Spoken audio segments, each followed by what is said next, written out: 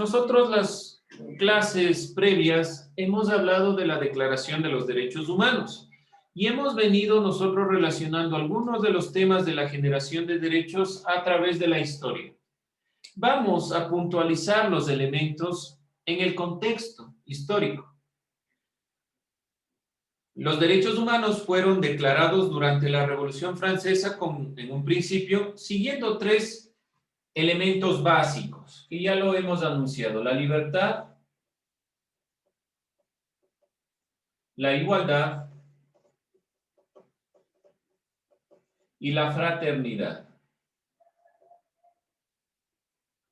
Yo les decía que estos son los ideales de la Revolución Francesa, que son los elementos más importantes en cuanto a la Revolución Francesa. De aquí se obtiene la mayoría de los derechos. Dentro de esta consideración, un profesor y miembro del Instituto de Derechos Humanos ha ido generando una clasificación de los derechos dependiendo de su generación, dependiendo de este surgimiento. Entonces vamos a ver las 4 generaciones de los derechos, unas 2 primeras que fueron las más importantes y posteriormente las 2 que se fueron incluyendo. Entonces vamos a hablar de la primera generación de derechos. No se olviden que estamos hablando de generación de derechos. La primera generación. Esta primera generación de derechos se llaman generación de los derechos civiles y políticos. Entonces hablamos de derechos civiles y políticos. Si nosotros analizamos los derechos civiles y políticos, están asociados al primer principio, que es el de la libertad.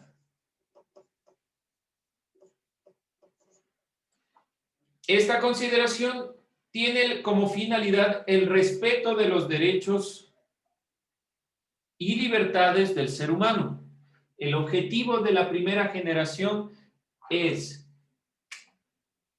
que se respeten las libertades y los derechos de los seres humanos. Son los derechos que se defienden desde aproximadamente la Edad Media, perdón, la Edad Antigua.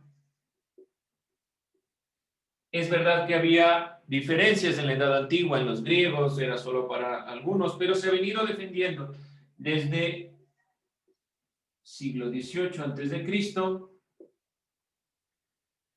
hasta, podemos decir, toda esta época que pasa por la Edad Media, la Ilustración, el Renacimiento y principalmente hasta la Revolución Francesa.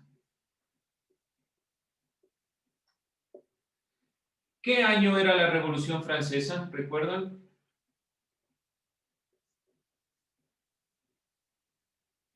¿En qué año se dio la Revolución Francesa? Del siglo XVIII. Ya, pero ¿en qué año? Finales del siglo XVIII, sí. Pero, a ver, 1700, 1800. Sí, pero ¿de qué año específicamente?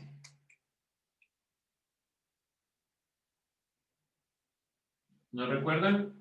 1789. 1789. No se olviden esta fecha, chicos. Es importante porque aquí se plantea los elementos que van a estar en la Declaración de los Derechos del Hombre y el Ciudadano. Elementos de la Revolución Francesa: libertad, igualdad y fraternidad, que todavía se mantienen dentro de la consideración de los derechos.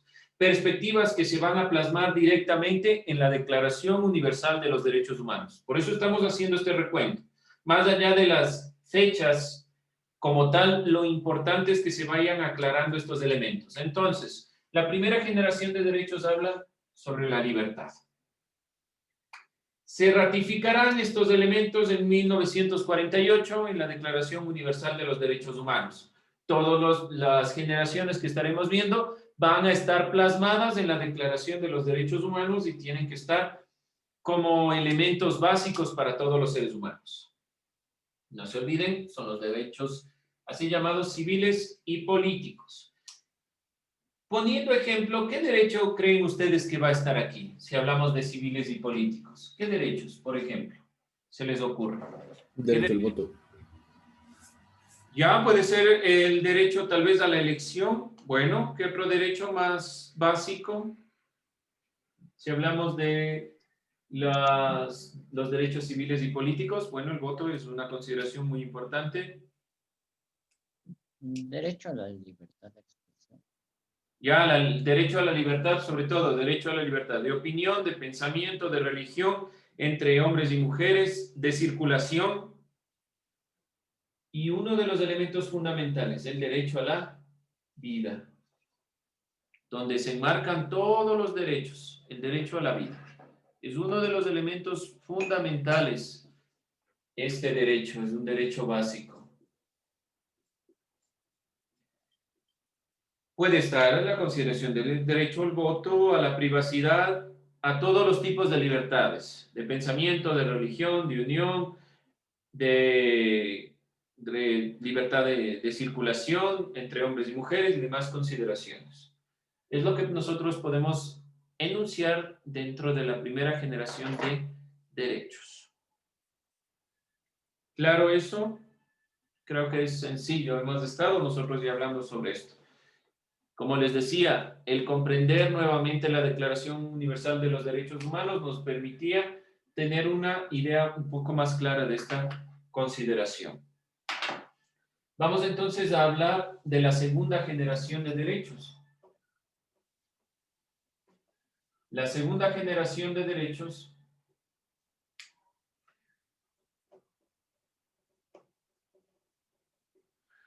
esta segunda generación de derechos está enmarcada principalmente dentro de la revolución industrial. ¿Alguien sabe qué es la revolución industrial? ¿Ha escuchado? ¿Qué es la revolución industrial? Donde el hombre ya empieza a usar máquinas más modernas para transportar la materia prima. Ya, sí. Siglo XVIII, obviamente después de Cristo. Este siglo XVIII está enmarcado por la utilización de maquinaria. Se va introduciendo el concepto de máquina. ¿Y cuáles serán las máquinas principales? Pongámoslo maquinaria para que no se confunda con tal vez la consideración de la computadora o cualquier tipo de estos elementos. La maquinaria a vapor. ¿Y cómo creen que cambia esto la perspectiva de derechos? Porque es importante para los derechos. En ese tiempo ya los empleados eran tratados así, les daban bajos salarios. Ya, muy bien. Porque, ¿Y qué dijo el último Andrés, perdón? por parte de los jefes recibían así bajos salarios, solo el jefe podría recibir más dinero que los empleados. Ya, muy bien.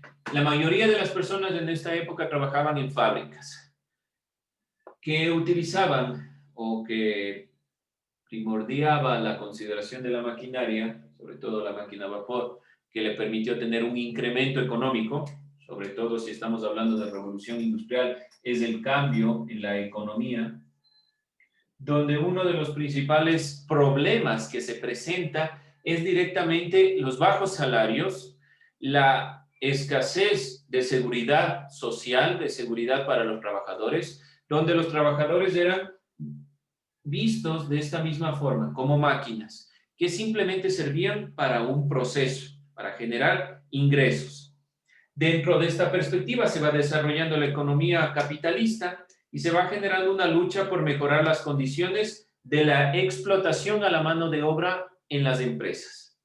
Por lo tanto, se consagran y se reconocen estos elementos a partir del siglo XVIII, se reconocen en el siglo XX, los derechos económicos, sociales y culturales que permitan generar una posibilidad más equitativa para las personas. Entonces, si hablamos de la economía, vamos a introducir la consideración de derechos. Principalmente hablamos, como les digo, de derechos en cuanto a económicos, derechos sociales, que era uno de los problemas principales. Muchos de las personas que trabajaban en la revolución industrial eran niños, jóvenes, que morían para obtener carbón. Muchos de los problemas se daban también porque no había seguridad social, es decir, no había quien cure a los enfermos después del trabajo en las fábricas. Y derechos culturales, sociales y culturales. Dentro de esta misma consideración, ¿qué derechos nosotros de la Declaración de los Derechos Humanos podemos enunciar dentro de la segunda generación? ¿Qué derecho se les ocurre que es propio de la segunda generación? ¿Qué derecho será propio de la segunda generación? ¿Alguna idea? ¿Qué derecho es básico si nosotros hablamos principalmente de economía? El salario mínimo. Ya, dentro de esta consideración del salario mínimo, habría que tal vez ser un poco crítico. A ver, el salario mínimo es una consideración que plantea la perspectiva de que todos debemos tener o tener un rango donde el salario tenga un tope mínimo. Pero ciertos países no consideran eso como un criterio, porque el salario mínimo puede hacer que yo pague a todos sin la consideración del esfuerzo por el cual trabaja. Puede caer en un problema el salario mínimo. ¿A qué me refiero? Tenemos un salario mínimo en el Ecuador. Si yo decido por el salario mínimo, les pago simplemente por esa consideración.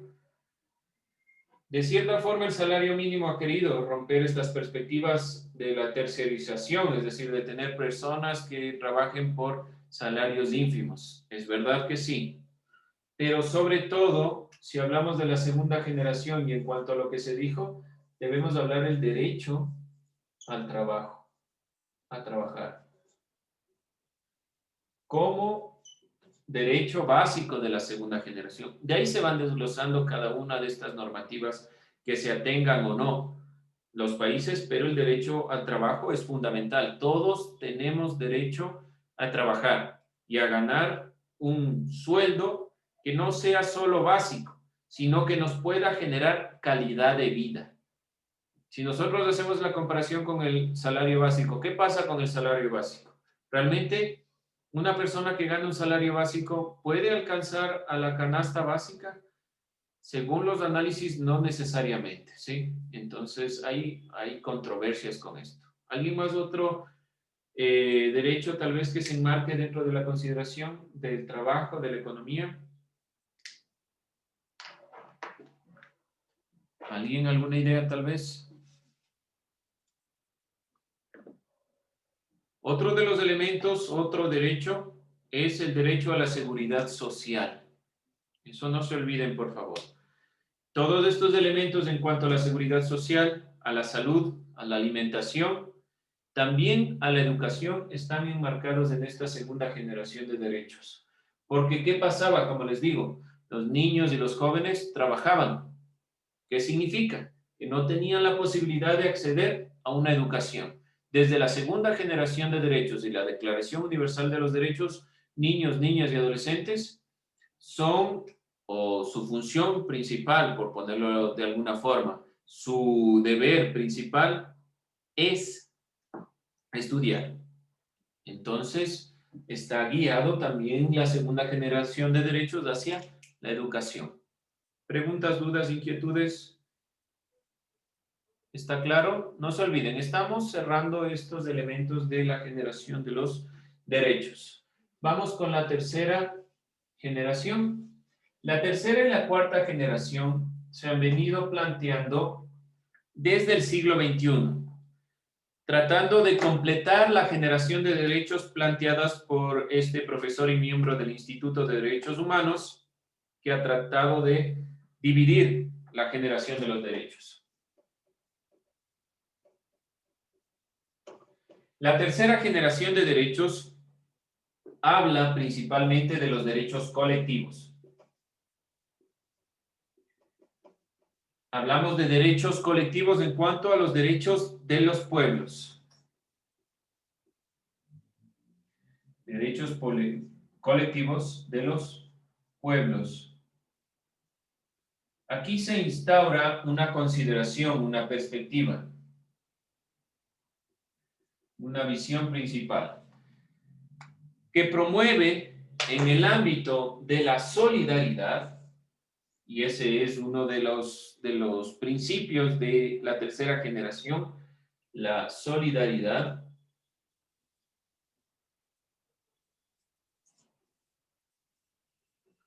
La solidaridad es el elemento principal de esta parte de los derechos, de la tercera generación de los derechos, donde existe una coexistencia pacífica, es decir, una relación pacífica, no violenta, que intenta combatir la violencia, que priorice el interés colectivo sobre el individual. Esta perspectiva, como les digo, se ha introducido principalmente en la consideración del siglo XXI, y hablamos de derechos colectivos de los pueblos dentro de la consideración de la solidaridad, encaminados principalmente a la visión de ir generando un criterio que rompa o combata la violencia. El objetivo es la paz. Y en 1989 se introdujo también otra perspectiva, el reconocimiento de los derechos de los indígenas y, pongámoslo de esta manera, de los pueblos, en este caso de las nacionalidades indígenas y tribales del mundo, ¿no? ¿Cuál es la consideración? Reconocer a los grupos sociales olvidados, parte de la realidad que no fue considerada, y sobre todo priorizar el criterio colectivo frente al criterio individual, que es algo que ha venido generando problemas y que también podía generar inconvenientes. Solo mi criterio es el importante. No, todos los pueblos tienen la posibilidad de opinar. ¿Qué derechos estaríamos nosotros hablando aquí? Principalmente hablamos del derecho a la paz. Y hablamos también del derecho a la identidad. Esto es muy importante. En la tercera generación de derechos hablamos del derecho a la identidad. ¿Qué es identidad? ¿Qué se les viene a la mente cuando hablamos de identidad?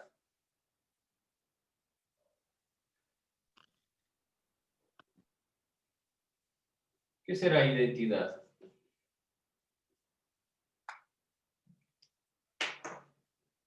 ¿Qué se les ocurre cuando yo digo identidad?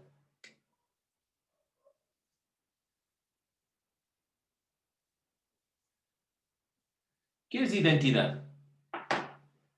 Si yo les preguntara, a ver, ayúdeme, Emily Morales, ¿cuál es su identidad? Mi cédula. Su cédula es el papel que le acredita como ciudadano del Ecuador. Pero su identidad, ¿cuál será? A ver, ayúdeme, Steven Granizo. Si yo le digo, ¿cuál es su identidad? Mi identidad sería mi cultura, por donde yo vengo. Ya, bueno, su cultura, su perspectiva. Entonces, ¿qué será identidad? Vamos buscando, porque es importante comprender este sentido que se va generando. Ahora, identidad nacional y cultural ya la veremos, pero ¿qué es identidad? Búsquenla en la definición de diccionario rápidamente. ¿Qué es identidad? Conjunto de rasgos o características de una persona o cosa que permiten distinguirla de otras en un conjunto. Gracias, María. Entonces, ¿cuál es la perspectiva? La identidad es lo que nos caracteriza a nosotros, lo que es propio mío, diferente del resto. Si yo digo identidad nacional, el ser ecuatoriano conlleva algunos elementos, tanto reconocer a las comunidades indígenas, tanto reconocer mestizos, tanto reconocer un grupo social diverso. Y si yo les pregunto cuál es su identidad, es lo que les caracteriza a ustedes, diferentes de los demás. Y la tercera generación de derechos prioriza la identidad de las naciones, de los pueblos, diferentes de los demás. Si estamos hablando de pueblos y el derecho colectivo, entonces estamos priorizando principalmente la perspectiva de la identidad nacional, nuestra identidad como ecuatorianos, nuestra identidad como comunidad, dependiendo si pertenecemos o no a alguna comunidad específica, diferente de las demás, pero que debe ser respetada cada una de ellas. Por eso es que el objetivo es llegar o alcanzar la paz. Consideración muy importante y muy controversial. ¿Alguien revisó las noticias que sucedió en Francia el día de ayer? ¿Alguien escuchó qué sucedió en Francia? ¿Qué pasó en Francia el día de ayer? No me digan que no están viendo noticias y tengo que mandarles a revisar noticias No nuevamente. dicen, o sea, ahí dio ayer que dio un atentado terrorista por parte del grupo islámico, algo así. Ya. Sí, que hubo algo en Islam y los franceses empezaron a como discriminarlos. Algo Ya, así. hay un De- inconveniente. A ver, ¿alguien más? ¿Sí? ¿Qué más, Andrés? sí, eso también que por eso de que la religión, que así por ser de otra religión, ya los están empezando así a juzgar. Ya. Dentro de esta consideración, lo que sucedió en Francia el día de ayer es un problema, es considerado un atentado terrorista, yihadista, es decir, de la religión islámica. ¿Sí? Los musulmanes interpretan el yihad, que es una consideración propia de su religión, de diferentes formas. Y hay personas que son extremistas en este sentido. El inconveniente, Francia es un país que tiene un alto grupo de personas migrantes y sobre todo personas que han salido de sus países intentando sortear la guerra sobre todo. El problema que se está dando a nivel de las guerras alrededor del mundo y sobre todo en los países árabes, que es de donde proviene la mayor cantidad de personas musulmanas, que son aquellos seguidores de esta religión del Islam. Se dio un atentado en Niza, en Francia, donde atacaron a personas civiles, a personas que estaban en la iglesia, tratando o presuntamente bajo una perspectiva religiosa. Si nosotros hablamos dentro de la tercera generación de los derechos colectivos de los pueblos, cada persona tiene su punto de vista frente a la religión y debe ser respetado. No es por el hecho de que yo considero que mi religión es la verdadera, entonces tengo que imponerla a los demás. No, la perspectiva principal es que cada persona puede tener su consideración sobre la religión, sobre la perspectiva que quiera tener. Además está enmarcado dentro de la primera generación, que es la libertad de pensamiento y religión. Y estos atentados religiosos principalmente, porque son atentados de carácter religioso, de implantación de una perspectiva de la religión, van atentando hacia la perspectiva. ¿Qué van a decir los franceses si es que se da un atentado así? Que todos aquellos que son musulmanes son terroristas. lo que pasó en Estados Unidos. Y ese también es un error. De los dos lados se puede dar este problema. Es verdad que hubo un atentado, pero por eso podemos nosotros decir que todos los musulmanes son extremistas o son terroristas. No podemos hacer eso. Tenemos que tener mucho cuidado. Para eso se da la Declaración Universal de los Derechos Humanos y la generación de estos elementos. ¿Alguien alguna opinión sobre lo que estamos diciendo? ¿Algún criterio? ¿Algo en lo que no estén de acuerdo? Tal vez, profe, nos invente algún criterio, alguna opinión que tengan. Bien, y vamos entonces a cerrar con la cuarta generación de los derechos. Surgen principalmente en el siglo XXI y tienen que ver directamente o están directamente relacionados con la tecnología, con las TIC. ¿Alguien ha escuchado las TIC? No, traten de evitar las TICs, no son las TICs, son las TIC. ¿Alguien sabe qué significa las TIC?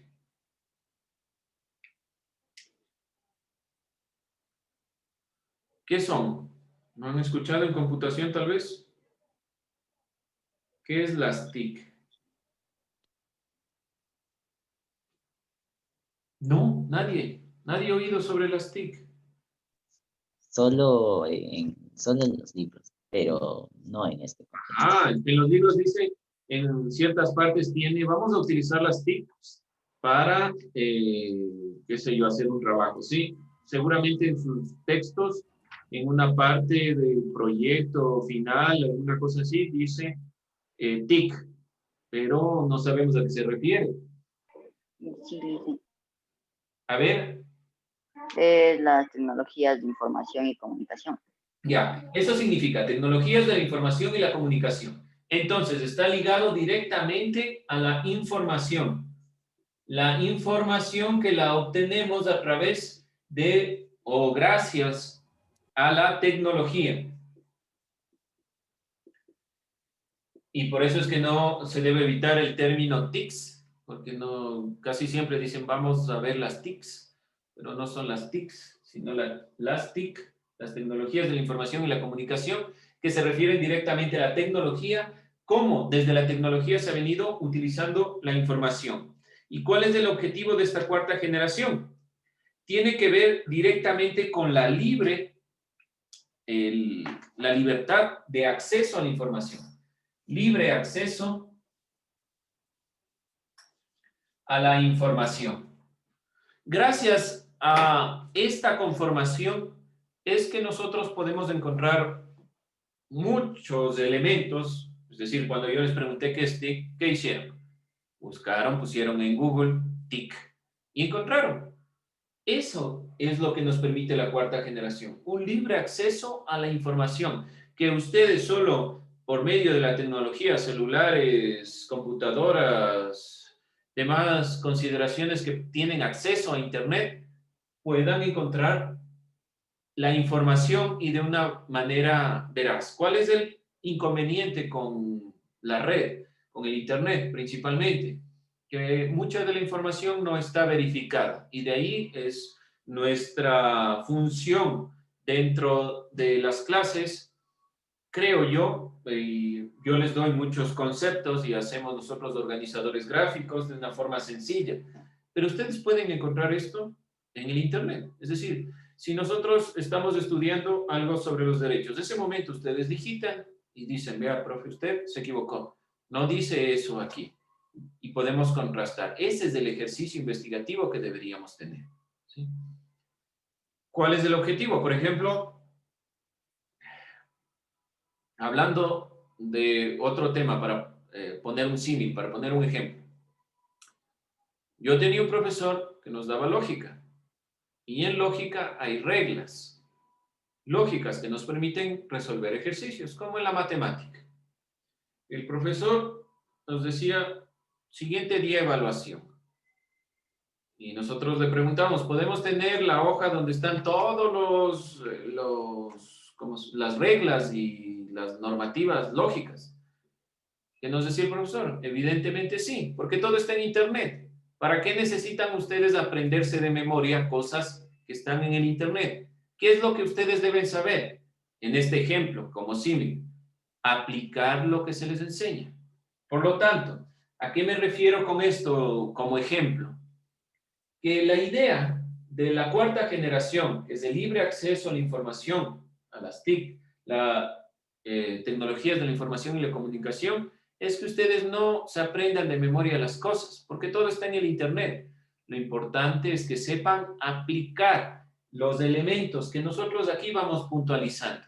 Lo que ustedes sacan como organizadores gráficos, lo que ustedes sacan como elementos principales, deben intentar o deben aprender a aplicarlos, más que otra cosa. Dentro de esta consideración se estimula la innovación y la formación de un capital humano con las perspectivas de alcanzar un mundo globalizado. Un mundo que esté guiado a la globalización. Que aquí en el Ecuador y en China se puedan acceder a los mismos conocimientos sin importar la situación ni el lugar. Este es un reto que se tiene en la actualidad porque todavía falta mucho acceso hacia la información, pero estamos caminando hacia esa perspectiva, hacia la cuarta generación de derechos. ¿Preguntas, dudas, inquietudes? Con esto terminamos la clase del día de hoy. A ver, jóvenes, entonces con eso estamos terminando el tema.